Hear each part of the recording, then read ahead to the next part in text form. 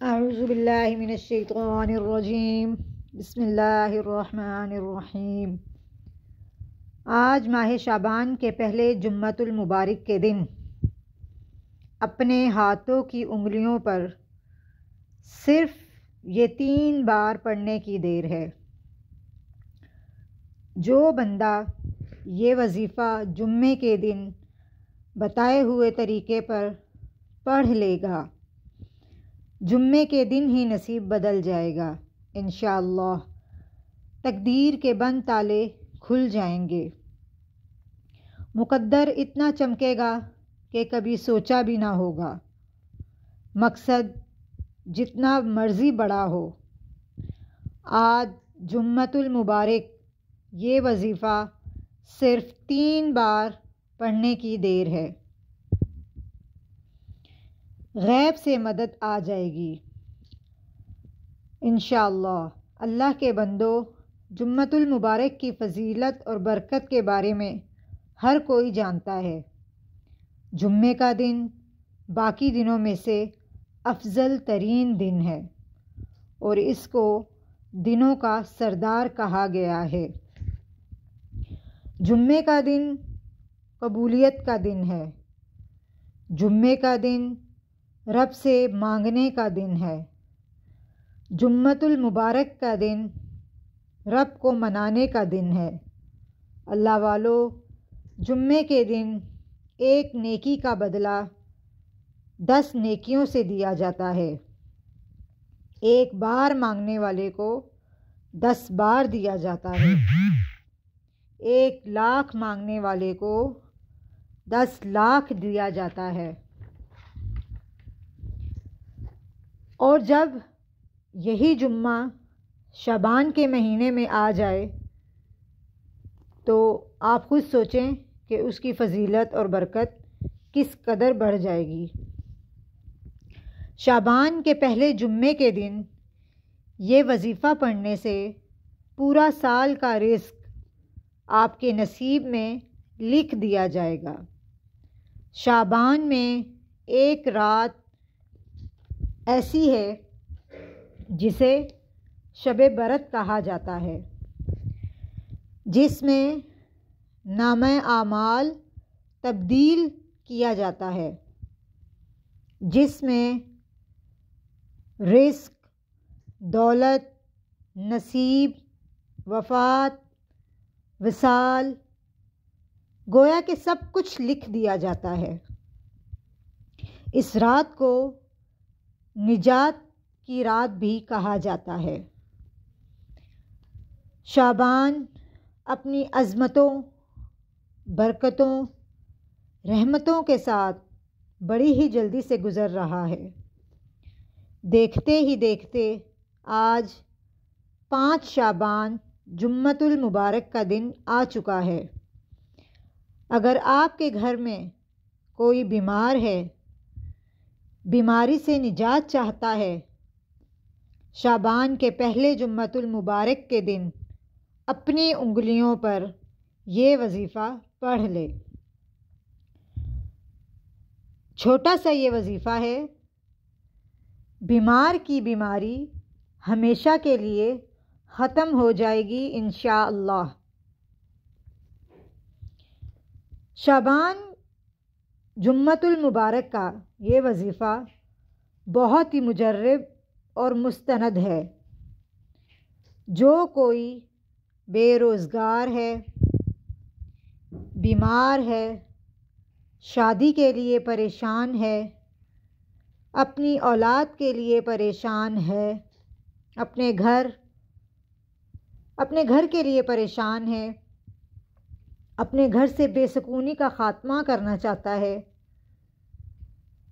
تو دنیا جہان کے تمام کام چھوڑ کر شعبان کے پہلے جمعۃ المبارک کے دن اپنی انگلیوں پر 3 بار یہ وظیفہ پڑھ لیں۔ ماہ شعبان کا مہینہ ہے، مقدر و نصیب کا مہینہ ہے، رب کریم کو منانے کا مہینہ ہے۔ اگر شعبان کے مہینے کو لاپرواہی سے گزار دیں گے تو ہم سارا سال خسارے میں ہی رہیں گے۔ جو بندہ اپنا تھوڑا سا وقت نکال کر یہ وظیفہ اپنی انگلیوں پر پڑھ لیتا ہے، اس کا نصیب و مقدر ہی بدل جاتا ہے۔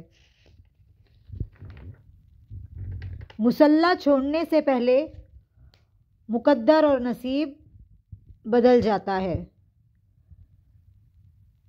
شعبان کے پہلے جمعۃ المبارک میں آپ نے یہ وظیفہ پڑھنا ہے۔ اسلامی سال کے تقریباً ویسے تو تمام مہینے ہی عظمت، برکت اور اپنی اپنے اندر بہت ساری خصوصیات رکھے ہوئے ہیں، لیکن یہ 3 مہینے، رجب جس کو اللہ پاک نے اپنا مہینہ کہا کہ یہ میرا مہینہ ہے، نمبر 2 شعبان، ہمارے پیارے نبی حضرت محمد مصطفیٰ صلی اللہ علیہ وسلم نے فرمایا کہ شعبان میرا مہینہ ہے، نمبر 3 رمضان المبارک، اور رمضان المبارک ہمارے پیارے نبی حضرت محمد مصطفیٰ صلی اللہ علیہ وسلم نے فرمایا کہ یہ تمام امت کا مہینہ ہے۔ تو جیسے کہ آپ ایسے مثال لے لیں کہ رجب کے مہینے میں تازی ہوائیں اور بادل آنا شروع ہو جاتے ہیں، اور شعبان کے مہینے میں بارش سے پہلے کی جو ہوتی ہے نا تبدیلی موسم میں، وہ ہوتی ہے شعبان کے مہینے میں، اور رمضان کا مہینہ ایسا ہے کہ وہ رمضان کے مہینے میں پھر بارش ہوتی ہے، یعنی کہ رحمتوں کی بارش، ہماری چھوٹی سی چھوٹی نیکی پر بھی ہمیں دگنے سے چگنا اجر مل رہا ہوتا ہے۔ لہٰذا ہمیں یہ 3 مہینے تو بالکل بھی ضائع نہیں کرنے چاہیے۔ شعبان کی قدر و قیمت بہت ہی زیادہ ہے۔ دنیا کے کسی بھی کونے سے آپ کا تعلق ہو، آپ نے یہ وظیفہ پڑھنا ہے۔ وظیفہ کچھ اس طرح ہے کہ آپ نے سب سے پہلے پڑھنا ہے، جیسے کہ پہلے میں بتاتی ہوں آپ سب کو کہ کوئی بھی وظیفہ کرنے سے پہلے پاکی پہلی شرط ہے کہ آپ پاک ہوں، آپ کا جسم پاک ہو، لباس پاک ہو، اور جس جگہ آپ نے بیٹھ کر یہ وظیفہ کرنا ہے وہ جگہ پاک و صاف ہو، اور آپ قبلے رخ ہو کر بیٹھ کر یہ وظیفہ کریں۔ سب سے پہلے آپ نے درود شریف پڑھنا ہوتا ہے۔ درود شریف پڑھ لیں آپ، جتنے بھی آپ نے طاق عادات میں آپ نے درود شریف پڑھنا ہے 11 دفعہ پڑھ لیں آپ۔ درود شریف کا اہتمام کرنے کے بعد آپ نے پڑھنا ہے سبحان اللہ۔ یہ کتنی بار پڑھنا ہے؟ یہ ہم نے 11 بار پڑھنا ہے۔ سبحان اللہ 1، سبحان اللہ 2، اسی طرح 11 بار ہم نے سبحان اللہ پڑھنا ہے۔ اللہ کی تسبیح بیان کرنے کے بعد دوسرے نمبر پر جو ہم نے پڑھنا ہے یا اللہ یا کریم، یا اللہ یا کریم، یہ ہم نے اپنے ہاتھ کی 3 انگلیوں پر پڑھنا ہے۔ 3 انگلیوں پہ جو آپ کو یہ ڈبے سے کھانے سے بنے ہوئے نظر آتے ہیں، 3 انگلیوں پہ آپ اگر یہ کاؤنٹ کریں گے تو 9 بار ہوگا، تو یہ آپ نے 9 بار پڑھنا ہے یا اللہ یا کریم۔ یہ پڑھنے کے بعد آپ نے 100 بار ایک تسبیح سورہ کوثر کی پڑھنی ہے۔ سورہ کوثر آپ سب کو آتی ہوگی، اِنَّا أَعْطَيْنَاكَ الْكَوْثَرَ فَصَلِّ لِرَبِّكَ وَانْحَرْ إِنَّ شَانِئَكَ هُوَ الْأَبْتَرُ۔ سورہ کوثر، سورہ کوثر کو ہم نے کتنی بار پڑھنا ہے؟ سورہ کوثر کو ہم نے 100 بار پڑھنا ہے۔ سورہ کوثر پڑھنے کے دوران آپ نے آپ کے ذہن میں اور دل و دماغ میں جو بھی جائز خواہشات، حاجات جو بھی آئیں، آپ نے اللہ پاک سے دعائیں کرنی ہیں، اور اپنے لیے، اپنی اولاد کے لیے جو بھی دعائیں آپ مانگنا چاہتے ہیں آپ وہ دعا مانگیں، انشاءاللہ ضرور قبول ہوگی۔ کسی بھی گھر میں نظر بد، جادو ٹونا یا کسی بھی قسم کا آپ کو کوئی ہو کہ اس گھر پہ کوئی جادو یا اثر ہے، تو اس کے لیے بھی یہ انشاءاللہ بہت ہی مجرب ہے۔ تو آپ نے 100 بار یہ ایک تسبیح پڑھنی ہے سورہ کوثر کی، یہ سارے وظیفہ یعنی کہ نمبر 1 پہ ہم نے پڑھنا ہے 11 بار سبحان اللہ، نمبر 2 پہ ہم نے پڑھنا ہے یا اللہ یا کریم 9 بار، نمبر 3 ہم نے 100 بار ایک تسبیح سورہ کوثر کی پڑھنی ہے۔ یہ پڑھنے کے بعد آپ نے درود شریف کا اہتمام کرنا ہے، 11 بار آپ نے درود شریف پڑھنا ہے، اور درود شریف پڑھنے کے بعد آپ نے اللہ پاک کے حضور خشوع و خضوع کے ساتھ رو رو کر گڑ گڑا کر اپنے لیے دعائیں کرنی ہیں۔ آپ نے اس یقین سے مانگنا ہے کہ جو بھی میں مانگ رہا ہوں انشاءاللہ وہ مجھے ضرور دے گا، وہ میرا رب ہے، وہ ہر چیز پہ قادر ہے، ان اللہ علی کل شیء قدیر، وہ مجھے ضرور ہر چیز سے نوازے گا اور میری پریشانی کو دور کرے گا، میری بیماری کو ختم کرے گا۔ یعنی کہ جس مقصد کے لیے بھی آپ نے دعا مانگنی ہے تو آپ مانگیں، انشاءاللہ وہ ضرور قبول ہوگی۔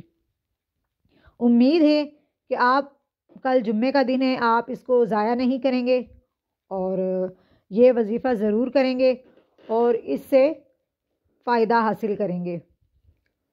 تو جب آپ یہ وظیفہ کر رہے ہوں، دعائیں مانگ رہے ہوں، تو مجھے بھی دعاؤں میں یاد رکھیے گا۔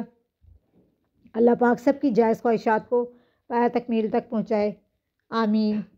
اب مجھے اجازت دیجیے، اللہ حافظ۔